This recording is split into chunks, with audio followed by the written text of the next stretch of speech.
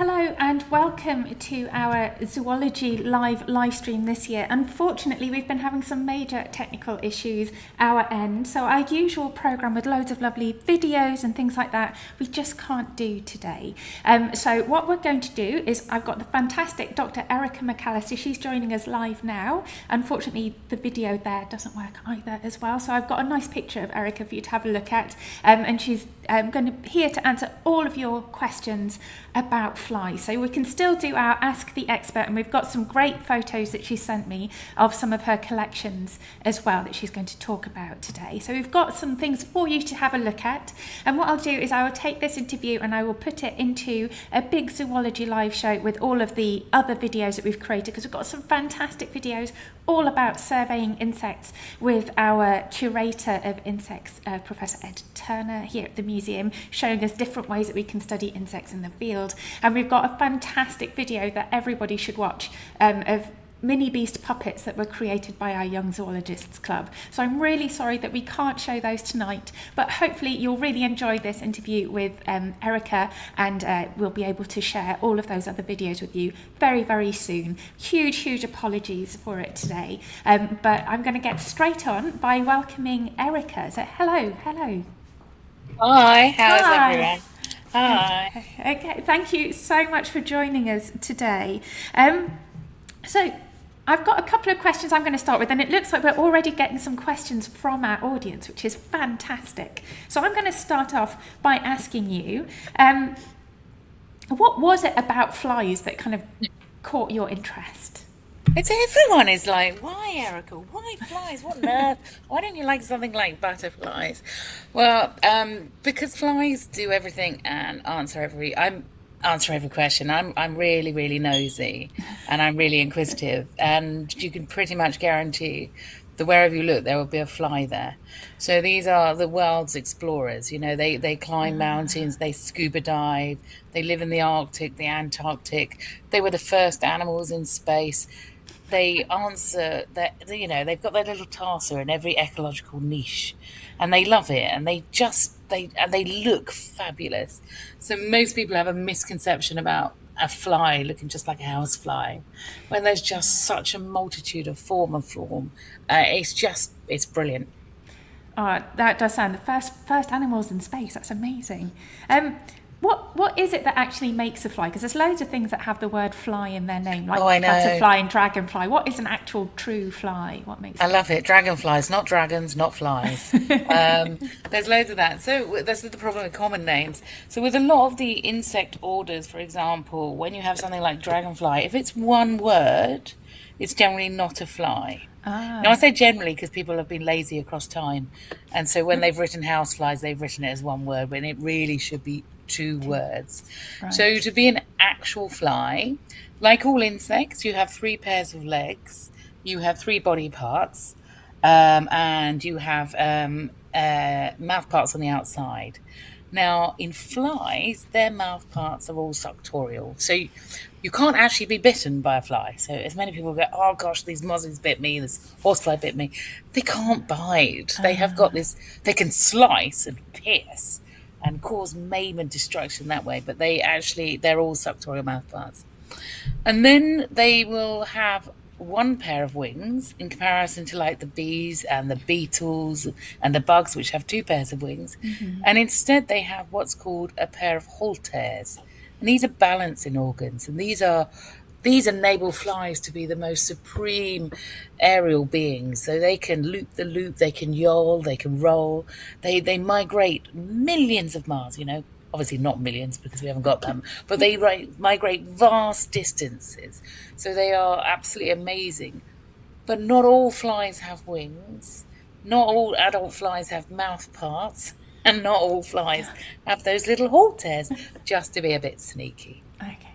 So there are flies that can't fly then, which seems... Yes. So there's some flies that never could fly as the adult stage, and it's the only adult stage we're thinking of here. But there's some flies that did start off with wings, and then they've ripped their wings off. Your face is great. So, what? The thought of ripping off your wings if you've got them. Oh my gosh, no, there's a fly that not only rips off its wings, it rips off its leg and then basically gets its bottom and covers itself with its bottom. It wraps its bottom round its body. I mean, it's an extreme fly, I'm not going to lie, but they're quite amazing. Oh, that sounds incredible. I just can't quite picture it. I'm going to have to look that one So up. I've sent you an image of a fly with no wings. Okay. It looks a bit like a spider, just so everyone can see it. I'll just see if I can go through the pictures that you sent to me. Because I don't think that was the first one, was it? Is it? No, it's the Is third it one that I one? sent. There we go. Yes. Yeah. So this is a little Batfly, and I love these flies, and I've spent quite a few months in the Caribbean, thank you taxpayers, collecting these off bats. So not only do they look really weird, their head, if you can actually see it, it's actually popped backwards over the back of their thorax because they've got no wing muscles anymore.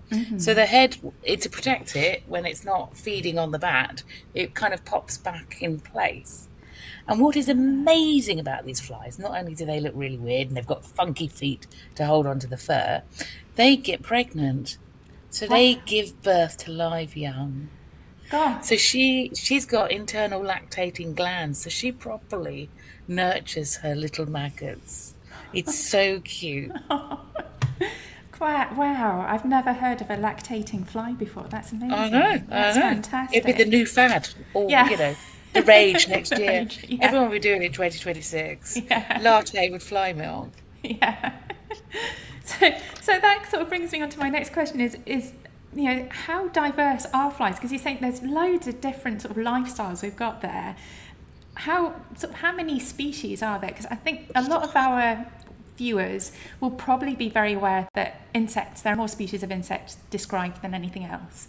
And out of that, people often think beetles are the most diverse group. Yeah. How do flies stand up to that, do you think? Well, the beetles had they had exceptionally good champions, and people like Chasdaz or Charles Darwin, as you actually know, and Wallace, and beetles are quite easy to describe. You can, and the same with butterflies and moths. You can have a look at their structure and their colour and their form, and it's very easy. The problem is when you move into the two groups called the dark taxa, and these are bees, wasps, and ants, and flies. And these, you often get thousands and thousands of species that are all tiny little black things, and you have to do things like genitalia dissections. So at that point, it becomes very difficult. Yeah. So if we think about animals described on the planet, most of the animals described are insects. I think we're about 80% of all animals described are insects. Now within those insects, you have the 4 mega orders, which the most described today are the beetles, and then you move on to the butterflies and moths, and then you move on to the Hymenoptera and the Diptera. But we know this is just a temporary stage because, for example, in the UK, there are more described species of fly than there are beetles and butterflies and moths put together. Wow. So when we really start going around the world and properly getting to grips with how many species are, we will be laughing at the beetles. So yes, you think you had a lot, but let's talk real figures. So they're those with the Hymenoptera, the bees, wasps, and ants. They're the two groups that we're like, we have got to get to grips with this. We've spent 300 years or so, and we've only described, I think, 185,000, where 400,000 beetles have been described. Right. But we've got 7,000 species of fly in the UK, which is more mammals on the planet. Yeah. So, most animals, are going to be these insects. They're statistically, it's more likely to be a fly than many things. So maybe we can encourage some of the people viewing today that maybe they'd like to come into, become a fly expert themselves and help with all the naming of species that needs to be done. And the thing about the UK is is the most described country, you know, and there are some amazing organizations to encourage more people. So I'm an active member of the Dipterus Forum, which is it's just a load of fly fanatics. Right now, I know they're up in the Cairngorms in Scotland, running around like idiots, having the best time, trying to figure out where all these flies live, what they do, look at the larval stage, look at the host records, and then we add all of this information, and every year they go off to different places, just building and building and building on this information. And then I go off abroad and we are describing new species, and it's so much we have to learn about these amazing creatures. Yeah, no, it's getting me inspired, definitely. It's great. So I'm going to ask you a couple of questions from our audience, and then I've got a few more things I'd quite like to ask you. So I've got one question from Dave, and Dave asks, how much of the NHM's flies collection is available for public viewing? There seem to be lots of videos showing people getting access to all sorts of interesting stuff, but not much seems to be accessible. Yeah, so we have a 1% on display of all across the board, and there is many reasons for this. One is, weirdly enough, and I have no idea why this is, the average person has no real interest in looking at our maybe 3 million specimens of flies. I don't know why, but there is that. We are trying to put more on display, and we are opening up new galleries and trying to get into that. Secondly, it's a big research collection. So we send millions of flies in the post, which it's never ceased to amuse me. And we have visitors from all around the world who are accessing it. And I would take lots and lots of images, digital loans. So they're always going in and out of collections. It's where the researchers are. And we, along with Cambridge and various other institutes, are now all trying to digitize our collection. So we are trying to, because it's not accessible to most people, is to bring the collections online. So over the next 10 years, we're going to digitize 30 million specimens in the museum, of which 20 million are insects. So I'm going to go potty in the next 10 years, putting tiny little barcodes on, ready to be imaged and ready to be accessible for free across the world for everybody. Oh, it's fantastic, and making all that data available to scientists everywhere. Absolutely. So this data, they go back, 200 years, 300 years across everywhere. So we can start doing massive projects. And it's not just our museum, it's across, the whole of Europe. And we just looked at British museums. There's 134 million specimens in collections across the UK. Bang on Europe, bang on America, bang on, all these different continents, and just think of the wealth of information. Oh, wow, that's amazing. That'd be amazing to get all of that available. So I've got a couple of questions here that are more general insect questions. I hope that's okay to ask them. If you don't want to answer them, we can get them answered elsewhere as well. But been asked, and these are people I think we can persuade to get into flies a bit more. We've got, what is the biggest butterfly? And also, I love rhinoceros beetles. So if there's anything you know about rhinoceros beetles. My third one that is a non-fly question is, what are katydids? So I don't know if you can add to any of those. Now, butterflies is a bit of a misnomer because all butterflies really are moths. Yes. Okay, so if you want the big moths, they're the atlas moths, they're some of the bigger one, and the lunar moths and things like that. I saw some of those collecting, whilst I was collecting, and there was rhinoceros beetles as well. And I have a little video of one running across my hand. I say little video; it's quite a big video. But I'm going to link this to a fly because one of my favourite flies, which is an enormous fly, is the rhino bot fly, and this fly. The larval stage lives in the stomach of a rhino, which is a bit of, I don't know if that's a good habitat or a bad habitat. Yeah. But the adults are enormous, and they're really charismatic looking creatures. And they like black and red, and they look really, really hardcore, but they are wimps. And that's a lot of insects. The ones that look really vicious, like the rhino beetle, it's just a wimp, really. I mean, they're quite strong. And the third one, what a katydid, that's an American term for what we call longhorned bush crickets. So they're a type, they're cricket closely related to grasshoppers. Right, fantastic, thank you. So I've got a couple of fly questions now. One from Marvelous. Lenny. Lenny asks, what is the biggest fly? Right. So it depends how you do it. So if we were going to go legs, right? It's a crane Oh, eggs immediately. leg.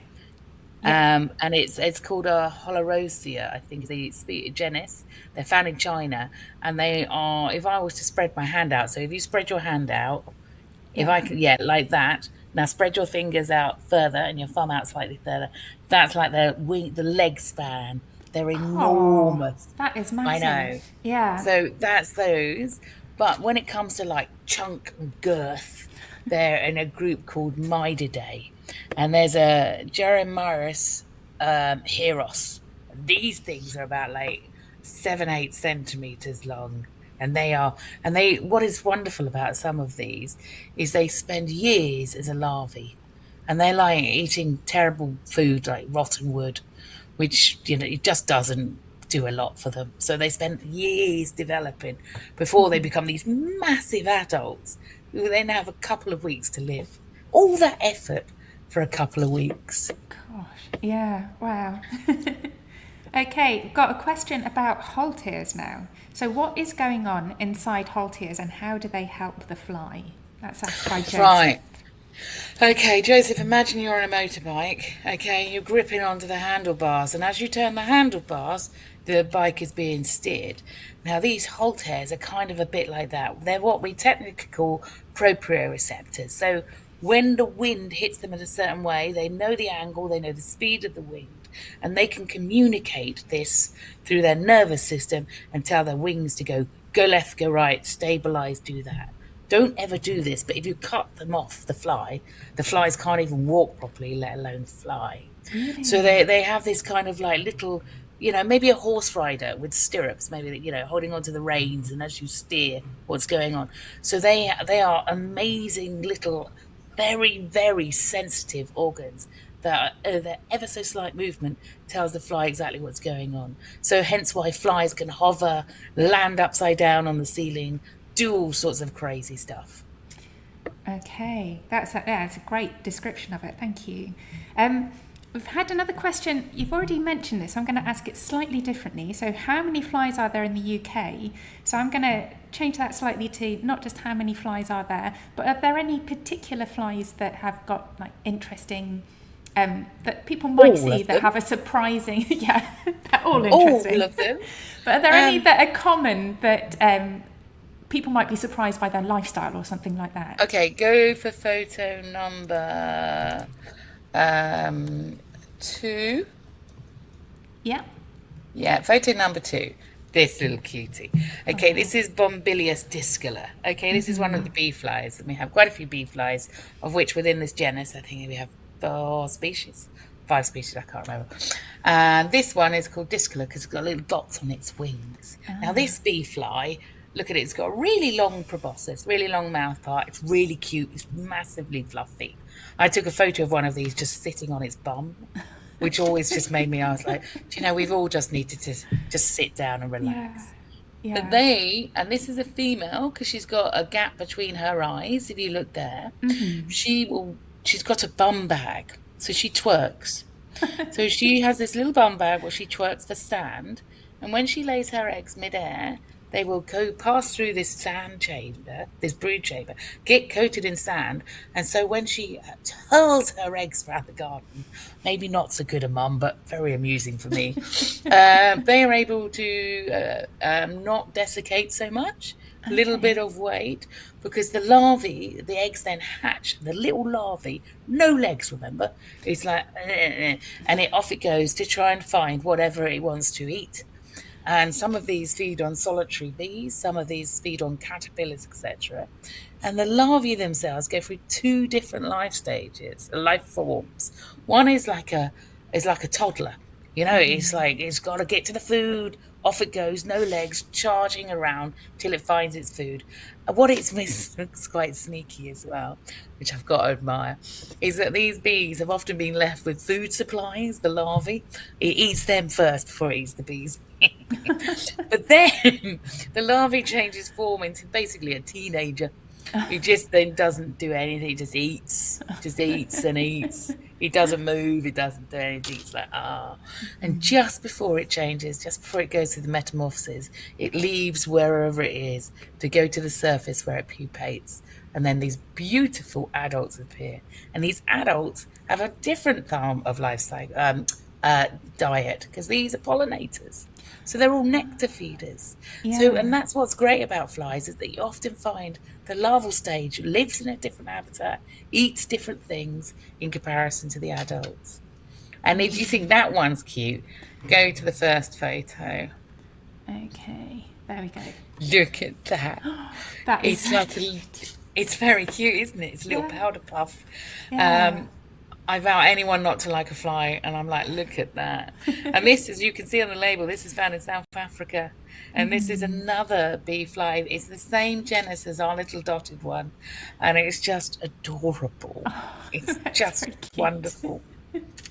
Yeah, oh, they are very, very cute flies. Because I was going to ask you about cute and fluffy flies, and you think you've totally delivered with those. We've got, I mean, I love it. There's loads of flies with moustaches. There's loads of flies. There's the hipster flies. They've got beards. Yeah. These are just, powder puffs. So, if you imagine seeing these like huge, it's like, it would just be this massive, fluffy, winged fluffy monster coming. And I'm like, oh, that's so cute. Yeah, that's a lovely fly. I think that's absolutely gorgeous. We've got another question from somebody in the audience saying, what are the this is a bit existential, this question, and they're asking, what are the evolutionary advantages of being an invertebrate versus something else? So, invertebrates, you get defense. Okay, so you've got an exoskeleton which protects you. So, I mean, that gives with one and takes with the other, because obviously you have growth restrictions and things like that. You can reorganize your tissues quite quickly. I think that's a nice thing. So most animals on the planet go through this complete metamorphosis. So they can have a larval form, which is completely adapted, and then they can just dissolve that larval form and redo their skeleton. Whereas we're kind of stuck. It's harder. Can you imagine if we dissolved either our outsides or our insides? It just would become quite difficult. Yeah. So they are able to get in this and develop different structures, so they can have huge amounts of strength associated to them because they have this exoskeleton. The idea of like the wing muscles are either directly or indirectly attached to these skeletons, so they're very useful in form.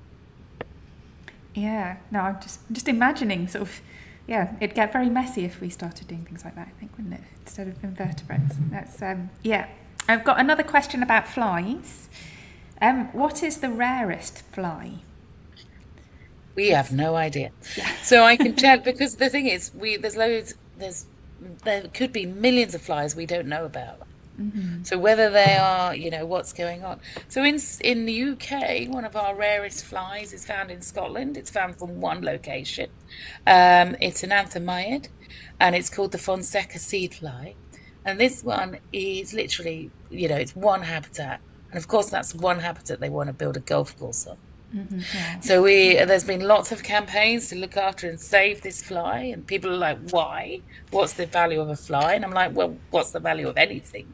Yeah. We're very biased in our conservation when we come to looking after things. People will just about like a butterfly or a beetle, but you ask them to like a fly and it's like, no, but why should we bother? And it's like, what is the difference? What is the difference? And actually, in many of these cases, the flies are actually more ecologically useful to us than the butterfly or beetle. Yeah. No, I think it's really telling how something that's pretty can get so much more. These are pretty. But they are pretty. Yeah, they are very pretty. They're very beautiful. I'm not going to forget that white powder puff of a bee fly. That's gorgeous. That's absolutely gorgeous. So I'm going to ask you a question now. If you could tell us a little bit about your work, because you work at the Natural History Museum in London, But I know that you're not always inside the museum. Can you just tell us a little bit No. about the kind of research and things like that you do? So I have just literally about half an hour. I think this is why the camera's not working, because it's taken one look at my appearance and gone, no, it's not going to work. So I have just come back from field work. So I've just spent the last 4 days in Hereford sweeping. So the last image you have is how one of the ways I will bring back flies to the collection. So is that this one? Or nope. This one? That one. Yeah. Yes. Annoyingly, there's a fly that's out of place there. So these have been. We've gone out and we've swept these flies, and then I will pin them, and if they're male, I will unhook their genitalia. So, for example, on the third row, third fly across, it's a dolly. Obviously, everyone knows it. It's a dolly copidae. I can't even say things now, sorry. And I've unhinged its genitalia.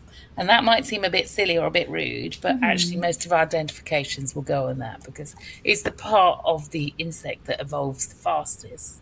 Okay. And therefore we know if it's different. We've got different species. So we will go out in the UK and we will look at biodiversity. So we will do recordings of what flies are there, flies are over time, how they change, new habitats. But I will go around the world and we will describe new species. So I have collected in Peru and Honduras and Costa Rica and various places, Dominica, and there's a list long. And I will go through and we will try and figure out what these species are and whatever. But then we have other projects. So mosquitoes, so I'm very much involved with some mosquito projects, and some of these are one of my favourite ones recently. Involves the Sanger Institute just down the road from you in Cambridge, and we've been collecting the historical DNA out of mosquitoes that are up to 150 years old. Wow. Now we've kind of they have turned me into a glorified hairdresser. So we're bathing the specimens. So we're washing them and we're extracting this really fragmented DNA out of them. And you'd think by now all the DNA is just kind of collapsed into nothingness because immediately the animals die, it starts fragmenting. But what these clever people have done have been able to reconstruct this DNA so they can replicate it and amplify it and suddenly build these genomes, the whole knowledge of this insect. So we can now start to go, where's this fly from? Where's its past? Tell us what's going on. And one of the things I find really funky is that we can look at its genes. So we can say, did it get impacted by insecticides? How has that impacted on it? But we've also been able to sequence the blood meal and tell you if it's carrying a malaria plasmodium or not. So we can suddenly look at how these things are spread, the epidemiology. You can ask all sorts of funky questions. But no, we are not making dinosaurs out of them. Yes, Jurassic Park, not quite yet. No. No. Okay, another question I've got from our viewers is, what's the most colourful fly? There's some amazing flies. So a lot of people will see the iridescent beetles or the iridescent butterflies. Exactly the same thing in flies, because it's called structural colour. So this is where across the exoskeleton there will be little dents, little grooves, everything. So when the light hits it, it splits these light waves, and so some colours are absorbed better than the others and reflected. So often you get these really funky looking metallic flies, and they're like totally bling. I mean, they're in the collection, you're like, whoa, look at these flies, wow. But in the nature, say, for example, tropical rainforest, you cannot find these things. They are just they're hidden in plain sight because they glisten and so they sparkle and they just hide in the canopy. They could be flying around you and you're like, where are they? So you have these, and again, boffins are looking at this structural colour because it doesn't fade. It's not a pigment. It is amazing because it is a mechanical colour, and they're thinking they've been bio-inspired to kind of develop paints along a simple way of how these insects are doing it. And that's and I did it in my last book, the Radio 4 series, that I interviewed loads of people who are looking into these structural colours, and it is absolutely amazing. I don't think most people go head to head with a horsefly. But No. if you just take yourself some time and have a look at, because their eyes, they have what we call, amusingly, tiny nipples all over their eyes. And that's what splits the light waves. And so it gives them all these banding patterns. Wow. So, for example, we have some horseflies in the UK, and it's called the one-banded horsefly. And then we have the three-banded horsefly, because we're not very original with those names. No. But you can see, because of the eye patterns, it's amazing. Oh, that's fantastic. Yeah, yeah. Oh, we've got a couple more questions as well. Oh, this one's another one to do with vision, actually, and eyes. So, other than being able to see the UV light, how does the vision of flies differ from other animals? Massively. So yes, they see UVA, UVB, and UVC. So already it's like I can't. My brain is very simple. Okay, it is more simple than a fly, and I cannot visualize this. But within, if you imagine the eyes of any insect, and you know it's made out of tiny facets, right? And each of these is called an ommatidia. So they've got ommatidium all over it, and imagine that as a camera. So the most that flies will have is maybe 7,000 cameras per eye. However, that's where, and dragonflies can have maybe 36,000. So they've got loads of cameras going off. But what makes flies really funky is that those dragonflies, they have just one camera per ommatidia. Whereas in flies, they've split these cameras up down a cylinder. So they can take different angles of image. So they now have 6 black and white images and a fused color image per camera unit.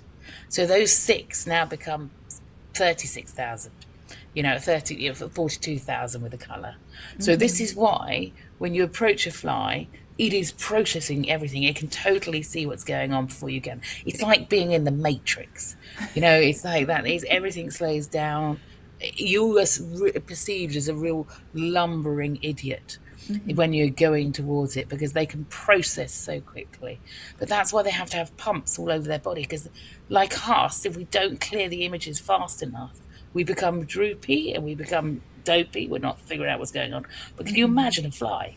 How many images are going on? So they have these amazing supercomputers processing all these images and dealing with everything.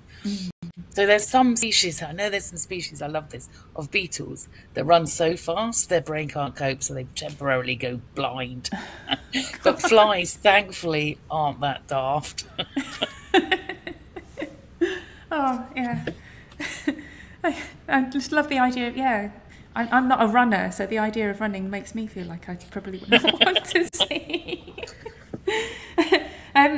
We've got... But actually, while we're still on eyes, let me go back to is it the fourth the fourth image one? Yes, because that's a very cool looking fly. Yeah, look here. So flies aren't just using their body parts to do normal stuff. They're using everything to flirt. Okay, and they are just the biggest flirts on the planet. And I think that's why I do like these cheeky little species. Yeah. And this is a stalk eye fly. And our stalk eyes are amazing. So this is a male. It's obviously males. And it is grown its eyes on the end of stalks. So this fly is, I don't know, about 3 centimeters in width. Look at that. That's just eye stalks. This is Achias rothschildii. And it is just like bonkers. And it's amazing because when their optic nerve, when they're in the pupal case developing, you can see this optic nerve growing, and it grows in like concentric ring, like a spring. And when they emerge out of the pupal case, they engulf a lot of air and they blow their eyes up to these stalks. And they're amazing. And the boys use them to defend territories. So the ladies like ephemeral food sources, so decomposing wood, decomposing vegetation, whatever. So the males will leck over these sources. So just like their bigger relatives, the deer, where the males are like, yeah, headbutting each other, these lot are doing it on a very small scale. And most of the time they use their eye stalks to just determine who's bigger. Like, yeah, I've got a bigger eye stalks, nah. And they would defend the territory. But if they're similar size, they will start punching each other. Which is just, they're such idiots. But it's wonderful. That's amazing. I've just got this image, like a cartoon of the eye stalks sort of popping out. David Attenborough did a film of it in Life in the Undergrowth. So go Okay. back, and I mean, Go and there's look at better that. films now because obviously technology. But I think Yeah. I remember that, and it was so inspirational. It was like, what is going on here? That is incredible. That is an incredible fly. So yeah, I've got a couple more questions from our audience.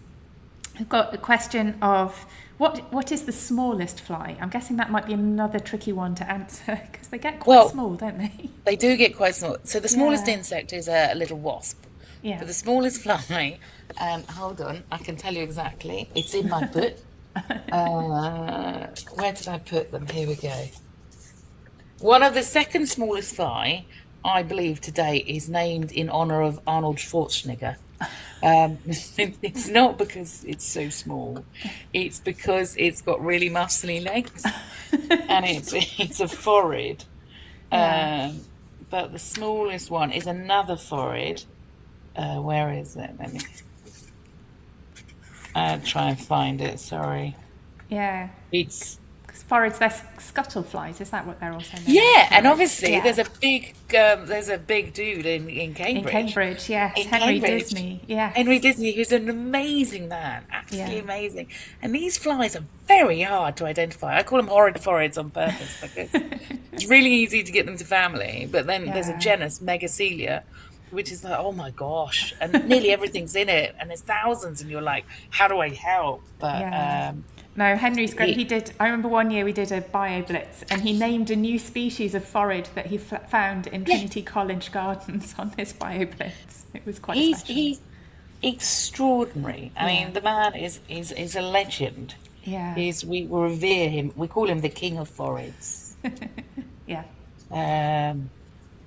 No, I can't find how small it is, I'm afraid.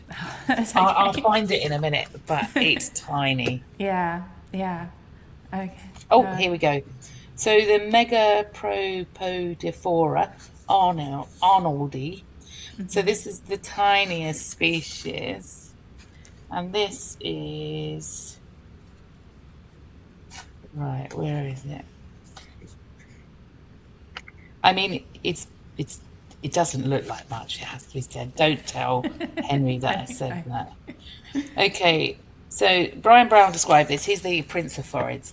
A new wingless female in 2018. The species, because it measures 0.395 millimeters. I can't imagine how small that is. Yeah. Yeah. So- That's very small. Yeah. It's got very bulging legs, so I had to Yeah. name this after Arnold Schwarzenegger. Which makes me giggle. Yeah. We've got a very popular question here. What is your favourite place to go to do field work? So I have spent a lot of time around the world, and I love it. But I have to say, I'm now a UK-ophilic. I'm back homely on ground in the UK. And I think it's because I'm seeing a change in the countryside. I'm seeing a movement. I'm seeing positivity, and I'm seeing life coming back. And it genuinely makes me, oh, look, I'm grinning. You can't see it, but I'm grinning. And I've had several moments of running around the countryside today, just grinning at the countryside, because it's just, I have hope. I really do have hope. And it's so, and the thing is with the UK, we know a lot of these flies, we know their names, but we don't know a lot about what they get up to. And so you can hear me walking along go, oh, that's where you live, or that's what you're doing. And it's so nice. We can add so much information to what we already know. And I think it's great. It's really heartening to hear that things seem to be coming back, because we often hear about things like the insect crisis and insect Armageddon, and everything's very doom and gloom. But there are things that we can do to help then. It is very doom and gloom, and we have to do something about it. We cannot live without the insects. I mean, they can happily live without us, but if they go, we are absolutely, that's it. Yes. We know. Yeah. And what we've been recently discovering is that millions upon millions upon millions of insects migrate to our country each year. Yeah. It's like, and I love the idea of these flies traveling from Iran or Morocco or Sub-Saharan Africa to get here going, hello, and on the way they're pollinating, and some of them are dying, so they're adding nutrient, and they're doing conservation work because they're doing gene flow from plant to plant, and then they're getting here and they're mixing with the locals. And when they mix with the locals, their little fecundity rates go right up. They have more eggs, way more eggs.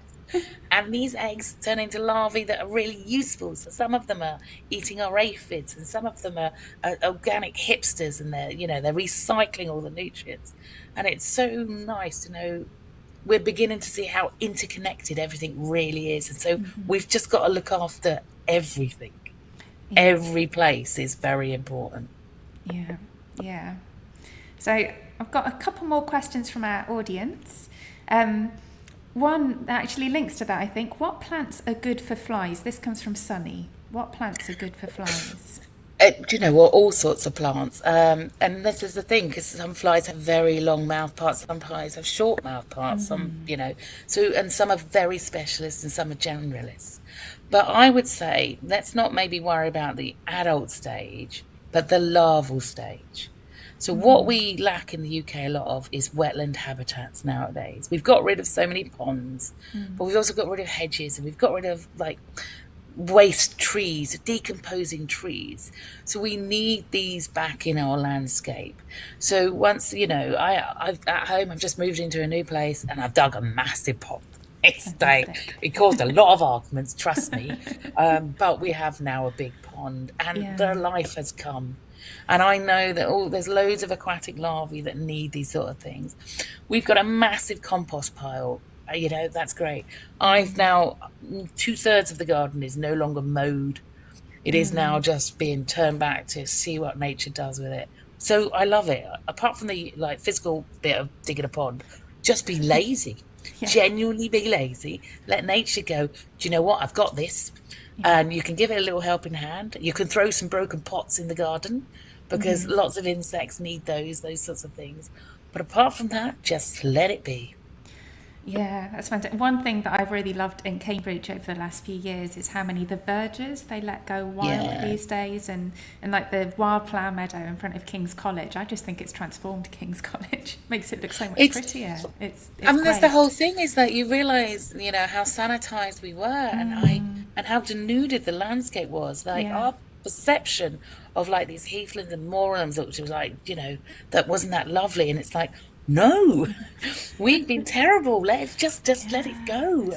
And now you see all these wildflowers everywhere, and what I find amazing is the grasses. You've got all these different grasses, and you suddenly realise they're all different because you see them flowering, and you're like, oh my gosh, look at all these seed heads. This is amazing. And I think this is really good to make you realise there's a ton of stuff out there. Yeah. And we have to just start paying attention to loads of it. Yeah. That's a really good thing to live by, I think. Got a couple of quite gruesome questions.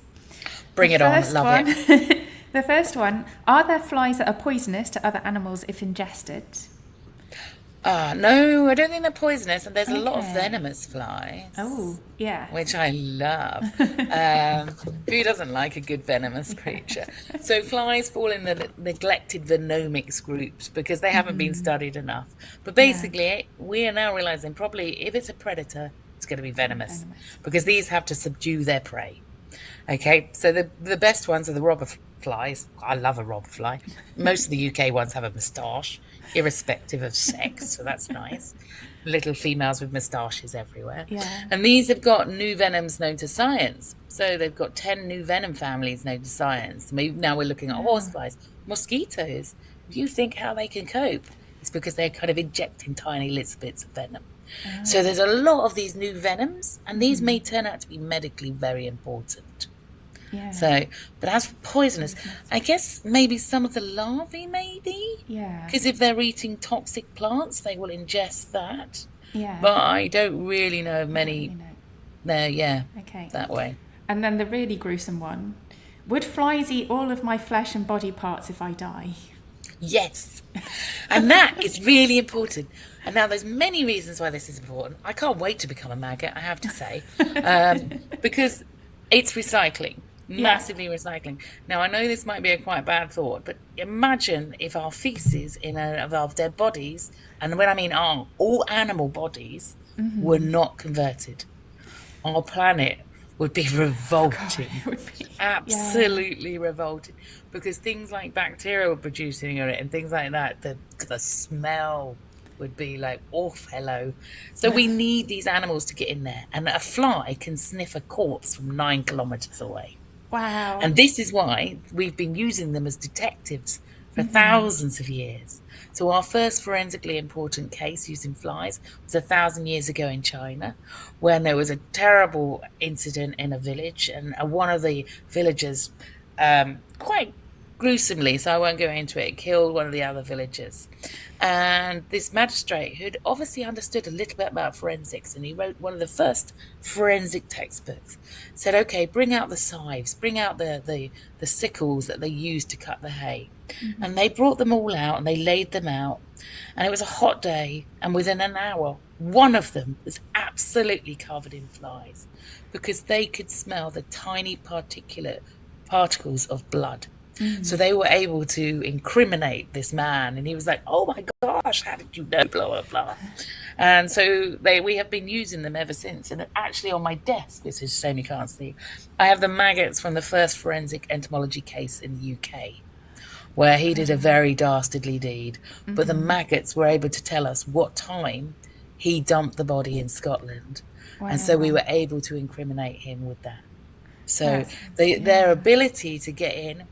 And not only do they, if you're, I'm hoping the person who just asked the question is very much alive, but there's some maggots that we can use when he is alive to be helpful, because now we can use them for debridement therapy. And on our very own NHS, you can have maggots that will eat away at your horrible necrotic decomposing flesh to leave a very clean wound. And in eating away your rotten flesh, they will release enzymes which causes your skin to bind better, and it also releases enzymes that kill bacteria. So they're one of the few things that kill MRSA. So they're like little nature packages. They're just fantastic little things. So people get a little bit upset about maggots. Don't know why. So now they come in little tea bags, as it were, so they can be put on the flesh, so you don't have to see You them. don't have to see them. But a maggot prescription, that's amazing. That is absolutely amazing.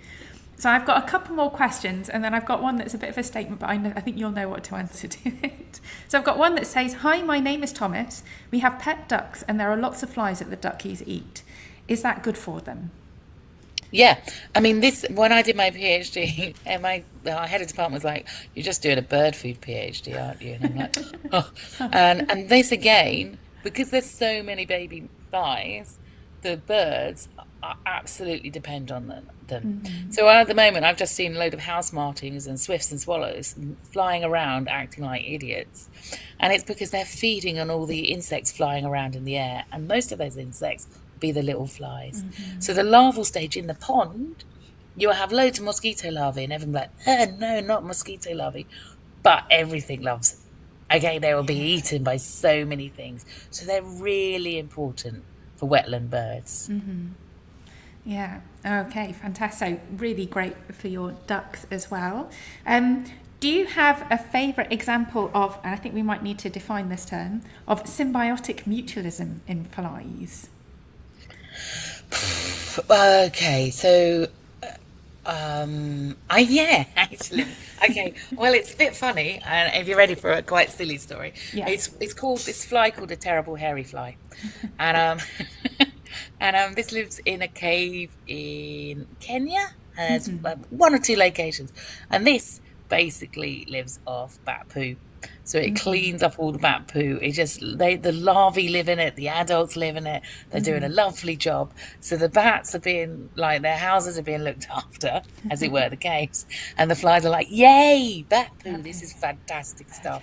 And these flies are so hairy. I mean, they're not terrible. It's just a silly name that goes with them. And so they spend all their time rooming and cleaning and making sure everything's great. So they always make me giggle. Yeah. Oh, that's great. So symbiotic mutualism is where you get a couple of organisms that work together for their own, each other's advantage, really. So there are cases where there's a nematode, which is it's a very simple looking worm that lives in a gall created by a fly.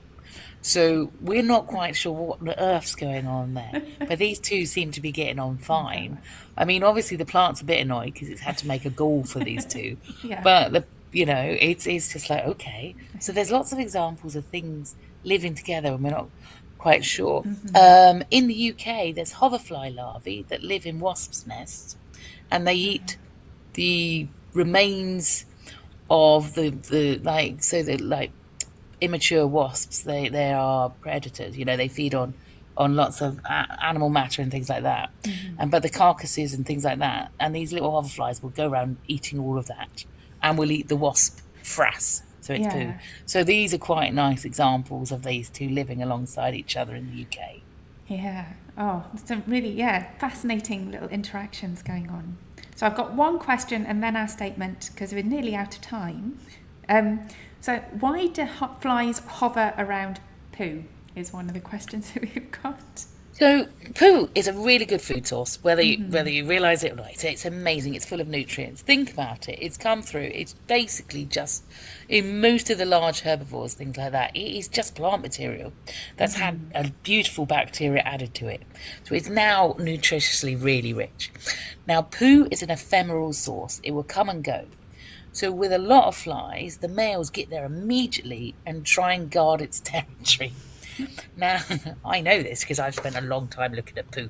And the males are there first trying to get in, but the females want the poo either to put a larvae in that eat the poo, or their larvae eat the other things eating the poo. I mean, there's a whole community going on in the poo. It is amazing. There's a great book by Peter Skidmore, and it's the invertebrate community of a cow dung pat. So if you're bored later, go and get yourself this book, and you can find out what's going on. Yeah. So there's lots of territory guarding, there's lots of feeding. There's hundreds of different species of fly that use this as a food source. Fantastic. Yeah. Okay. That's brilliant. Yeah. But one of the videos I was going to show today was actually of our Curator of Insects dissecting a cow pat and looking at some of the invertebrates living in there, but we will share that on our YouTube channel as well. So I'm going to, I may have a couple of other questions that we may ask you afterwards, because I know that it's starting, it's 8 o'clock already, and I know that you've been so generous with your time today, but I have to ask this one, and I think it's because of what we put in our marketing. It says camel nostrils with 3 question marks. Oh, I love these. Yeah. These are my favourite botflies. Okay.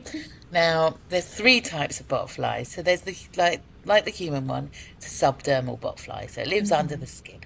Then there's the one I talked about earlier, the rhino botfly, that lives in the stomach of a rhino. So you've got the gastro botflies, you've got the skin, the dermal botflies, and then you've got what I affectionately call the snotbots. Okay, and you can guess where they live. So these live in the throats and the nostrils of various big creatures. And one of them is the camel. So the camel, and it's got the silliest scientific name, and so you've got a family audience, I won't say it. But these are also like the reindeer botfly, and I love it. And so these flies, they do not feed as adults, and they would travel hundreds of kilometers chasing a reindeer herd. And what I love about them is that is why Rudolph had a red nose. And basically, that's why he didn't have any friends. It's not because of his personality. It's they knew that there was a botfly in his nostril. That's going to be another side to my retelling of Rudolph the Red-Nosed Reindeer. And so I thought I'd finish up because, like I say, you've been massively generous, and thank you so much for doing this. It's been absolutely fascinating. I've loved hearing about these flies. I want to find out more. Are there any places where our viewers could find out more about flies? Because I know you've written a couple of books as well. Yeah. So I've written 2 adult books, The Inside Out of Flies and The Secret Life of Flies. And then I've got some books on insects. There's the Bugs World, which heavily features flies. I don't know why. And then there's the Metamorphoses, which is the Radio 4 series. But there's loads of videos I've done online now, and loads. So you just look up podcasts, and I will actually tell you about Bill Sutherland, who was a professor at Cambridge, Yeah. who's a superb man. And he has his own conservation stories online, little YouTube snippets of his things. And we keep getting together because we've done a lovely film on a dung pat where we went down to Knepp, the Wilding estate in West Sussex, and Sir Charlie Burroughs chased around a field waiting for a cow to defecate, and then we jumped on it, and then we found a dead deer, and we went through the carcass, and we had so much fun chasing and looking for flies. So do go look those, Yeah. and then also go to the Dipterus Forum website, join up, and you can learn so much about flies. Oh, thank you so very much, and thank you to all of our viewers as well for your questions. But I'll let you get back to your flies now, Erica. Thank you so much. Thank you. Okay. So thank you everyone for this slightly improvised version of our Zoology live stream today. I hope you've enjoyed it. I've certainly loved hearing about flies. That was absolutely fascinating. And if you asked a question that we couldn't answer, we'll try and get some answers for you on our blog over the next couple of weeks. And just going to finish off by letting you know that this is just the beginning of all of our insect fun for Zoology Live this year. We are working with the Amateur Entomologists Society for Zoology Lives, which is why everything is insect-based, because that's what entomologists do. They love insects. And we have our special family day on Saturday, the 21st of June, so that's this Saturday, where you can go on mini beast hunts. You can go outside into the field to look for mini beasts. You can go on behind the scenes tours of our stores to have a look at some of the insects behind the scenes. We've got some fantastic talks by insect experts in our lecture theatre. You can meet stick insects and butterflies and moths and so much more. So do come and visit us on Saturday. It's all free from 10 till 4:30. If you go to our blog, museumofzoologyblog.com, you can find out all the details. And I hope to see you soon.